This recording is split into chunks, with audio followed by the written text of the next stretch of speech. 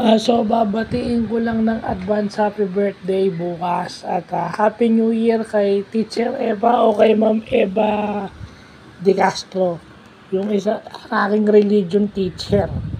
So malaki po ang naitulong nyo sa akin, ma'am. Kung bakit ako vlogger ngayon at yung ibang na-share ko natutunan ko po sa inyo. Lalo na dun sa mga reflection ko sa Batang Quiapo, yun po galing sa inyo. So napadaan lang po para bumati po ng happy birthday at pakisabi na rin po na happy new year din po kay Sylvia. Doon sa kapatid nyo.